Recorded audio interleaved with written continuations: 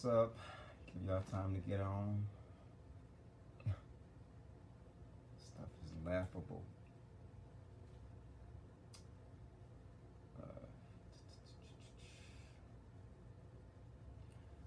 Tell your mamas, tell your friends, tell your homeboys, tell everyone that's interested in what I have to say.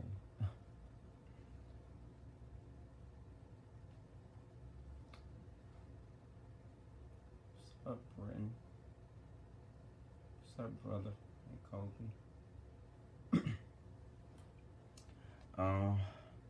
I can't promise that I won't be long.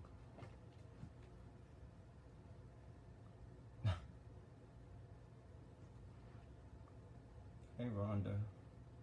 Oh, I feel support. I feel love.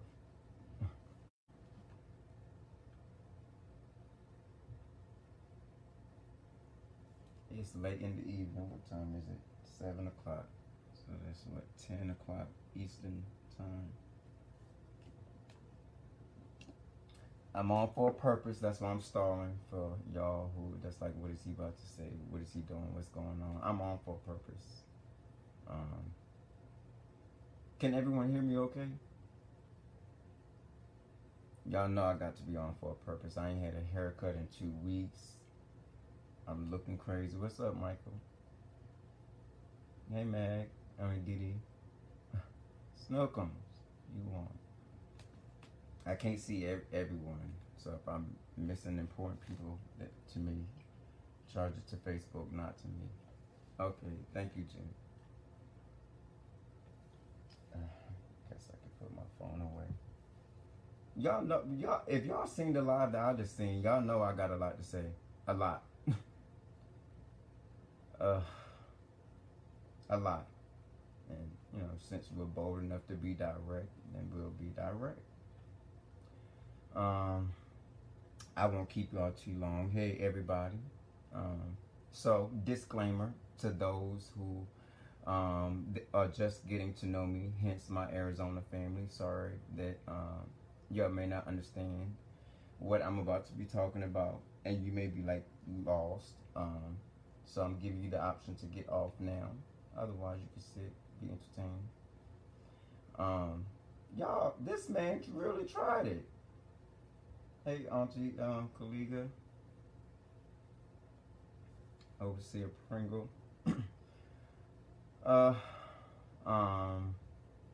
Anyway. Oh, okay, so the message you will be getting back. I see angels on. So I'm sure.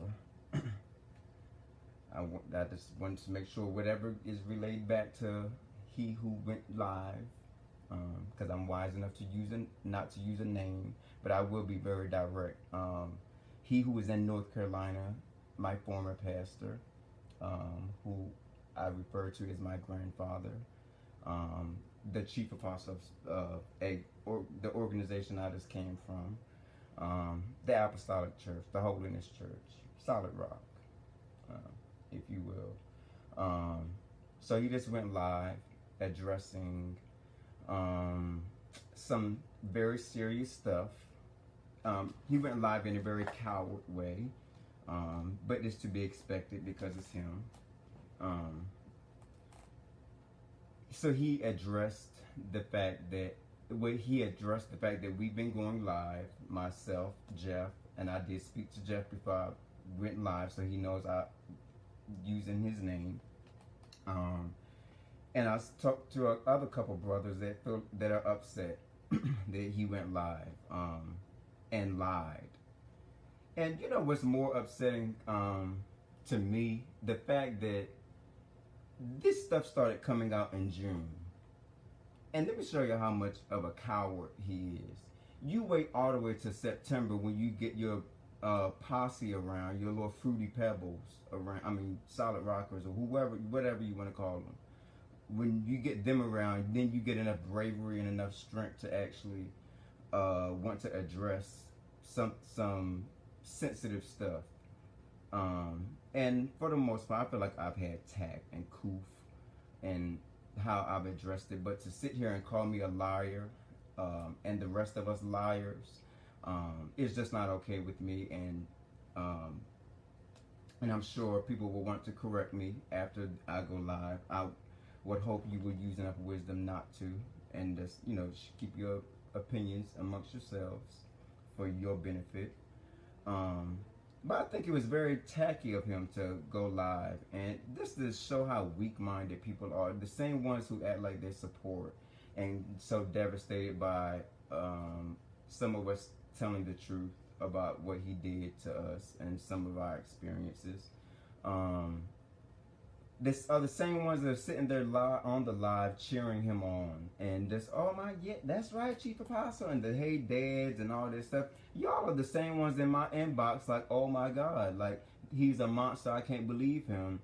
And then y'all are dumb enough to sit under him and be under the same mind control where he tells you not to use y'all's phone anymore for the rest of the week while y'all are there. You're idiots.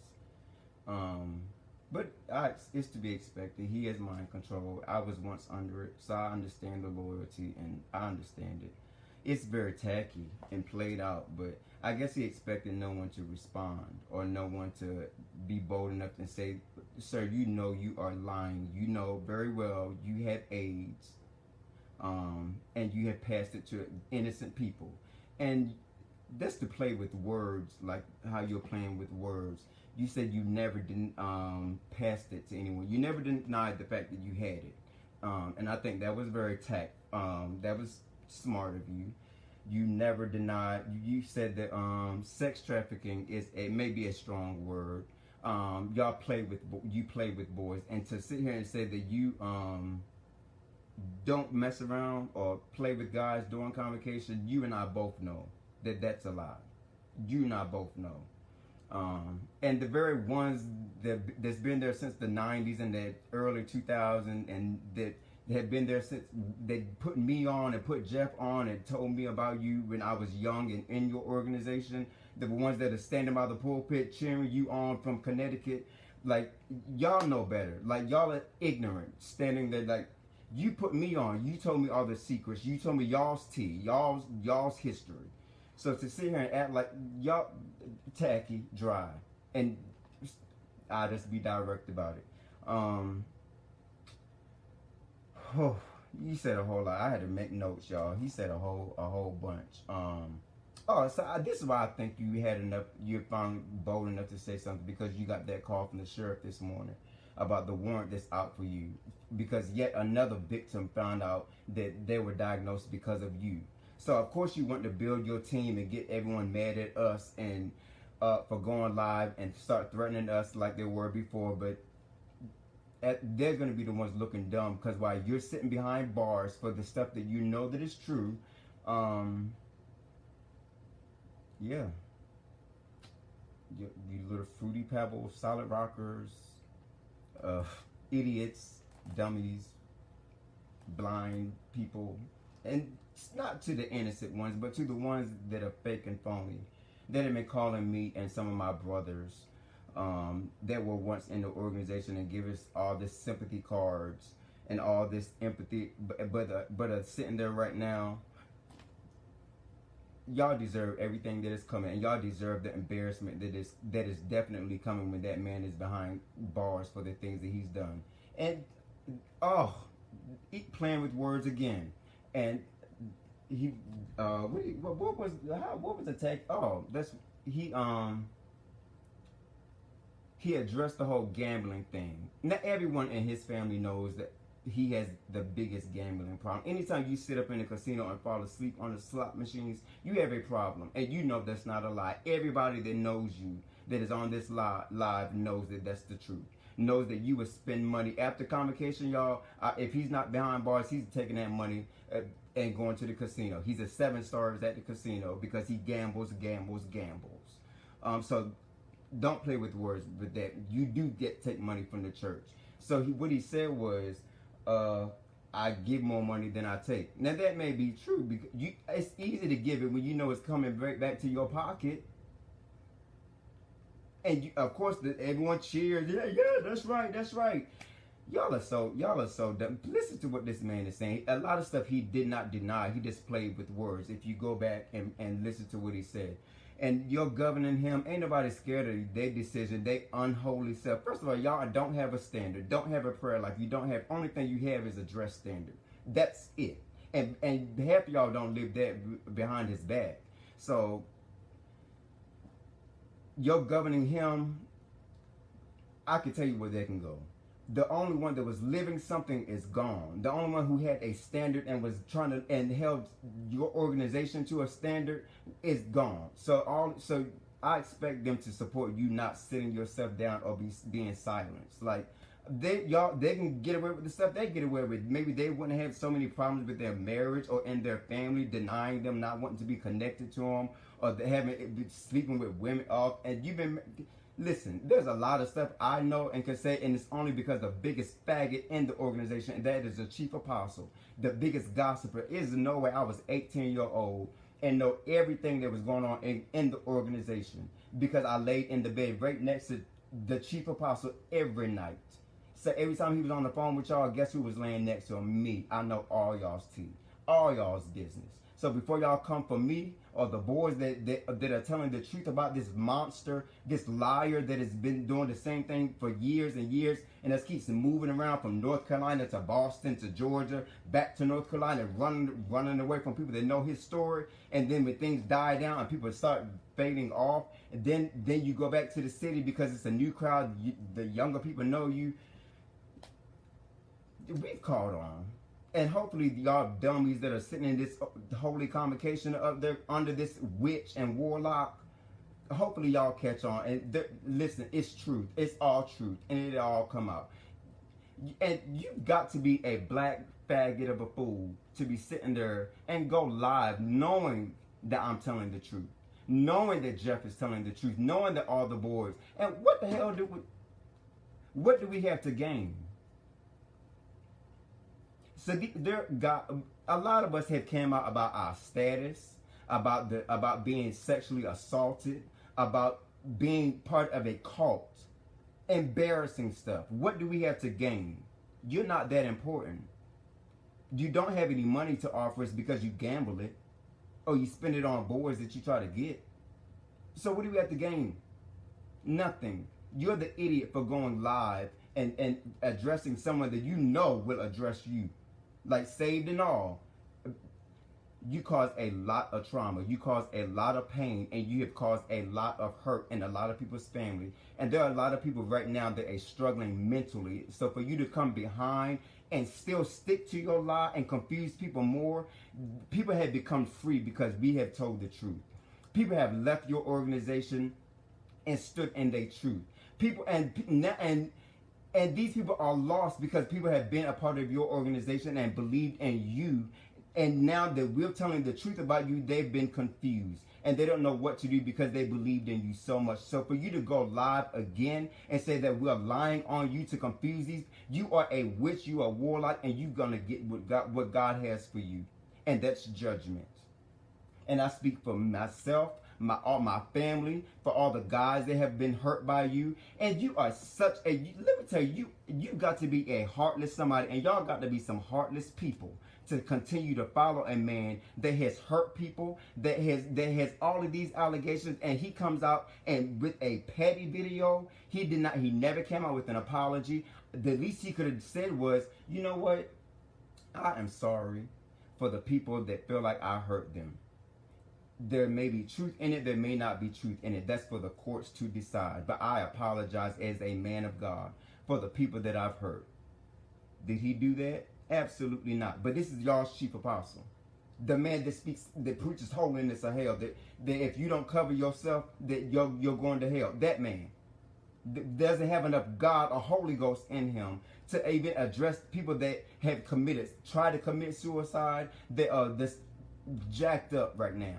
Jacked up because of him. And y'all continue to follow him, and he can't even give a half fake apology. But yet he came out with a live video in the middle of holy convocation, God's holy week. You choose holy convocation to stand in God's holy pulpit and say that we're lying on you.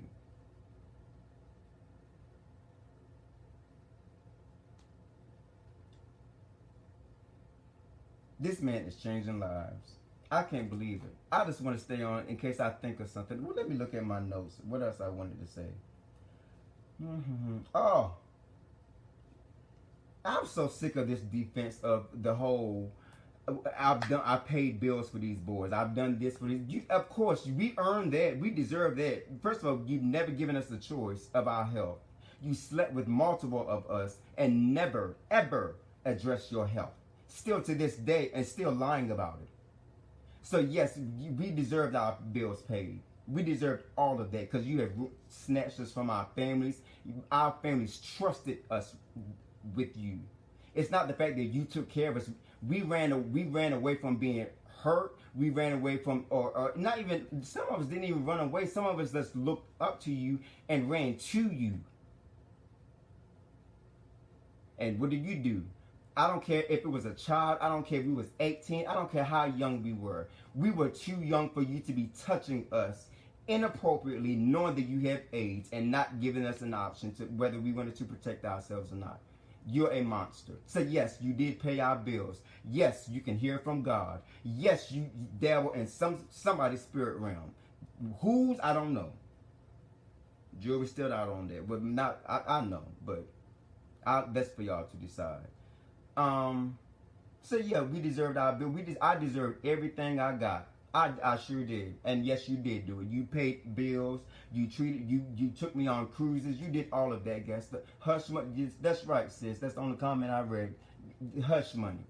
But no, I'm not gonna hush. Since you want to be petty and go live, what else I got to say? I wrote on a napkin. I was so pissed off because I don't even follow these people.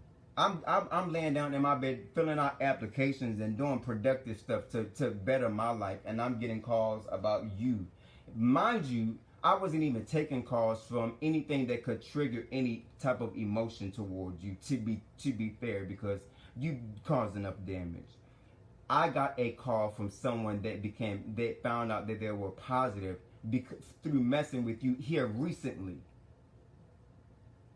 And that's why I took the call. That's how I found out you were in live. It's not that you're that relevant. It is not that y'all are that relevant. It is not that y'all carry any clout. I give. If I had extra cares, I wouldn't give one about what y'all was doing about at that convocation until you started and decided to address this. That's when you became relevant again. Other than that, don't give yourself that. You're not that. You're not that important. You're definitely not that attractive.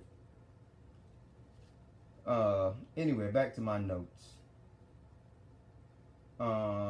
Yeah, good luck with that warrant too.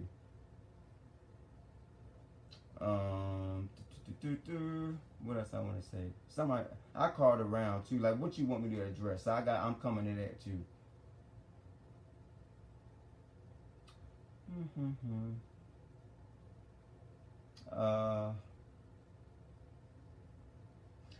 Listen, let me tell you. Watch your back, Apostle, because some of these people have been bringing us so much information from you. I'm talking about legal stuff, and they sitting up in there. Some of your overseers with big hats there tonight. I thought that was a good piece of funny. That some of these same people that are in your face, that you feel that you got strength to address me. These people that gave you strength are the same ones that are in my ear and in my inbox and giving me everything you need. So joke is on you. I thought that was a good piece of funny. It's gonna be a horrible. You are too dark skinned to be sitting up in orange too. You should have thought about that. That orange ain't your color. I don't know why. I don't know who in the '80s told you that bright colors was your thing, but that orange jumpsuit ain't gonna look good on you. I just thought I'd put that.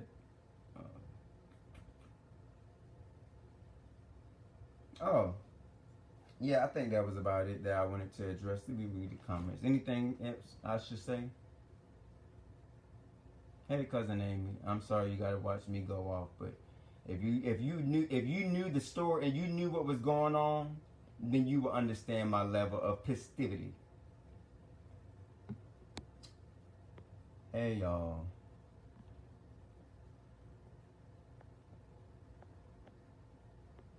I'm going to stay encouraged there. I'll read the whole comment later. Thank you, brother.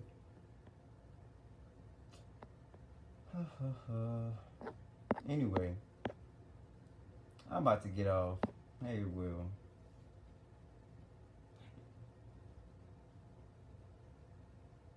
Yeah, I'm about to get off. But it's been real. And if you decide to go live again, I still have not told my truth. So it can just get pettier and pettier. I love you too, cousin Amy. Yeah, that man. The chief apostle that I'm addressing is a monster. He's a liar. I'm not lying on him. Those of us that have told our truth uncomfortably aren't lying on him. And I would hope he have enough sense to be honest. But you know what? That man is a reprobate because he honestly don't even think he doing anything wrong. He really don't. He don't think he doing anything wrong. He has a justification for everything, and he really thinks he's okay. So I don't really expect anything better from him. It did get to me though. Obviously it did. But that man is a reprobate, and he deserves everything he has coming to him. Everything. Now listen. Now, some of y'all know me, and some of y'all don't. Now I have a lot more tact on this live thing where everyone can see and hear me. I am telling everyone that can see and hear me and will see and hear me. Choose your battles. Don't call me with no craziness, and don't inbox me with no craziness. If you do, I'm going to be completely Ronnie with you. Whatever that means. So, I understand he said he was going to release y'all people that threaten a lot and do absolutely nothing in the organization. And they go for bad. And I've been hearing stories about for years and years, but I ain't seen y'all bust a grape in a fruit fight. But y'all are bad though. Ooh. But if y'all decide to go for bad tonight, please. What you say, Rhonda? Release your sister's sense. He wants to. I will not. I will not. I will not involve my family. I will protect my family by all means. And y'all that think that I'm wrong for going live, y'all. I hate that you have that opinion. Do keep it to yourself. But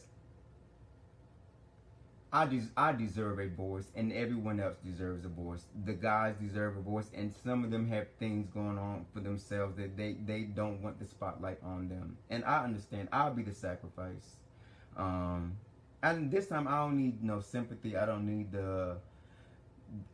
all that extra attention. Like, I'm good. Like, I've been gone long enough, and I've been dealing with everything else long enough. Like, everyone just ain't strong enough to bounce back the way that Ronnie can. And I think it's unfair for him and his lies to go around bullying innocent people that our lives have changed because of him. So I'll give it some time. See you behind bars. Well, I won't see you behind bars, but I'll hear about you.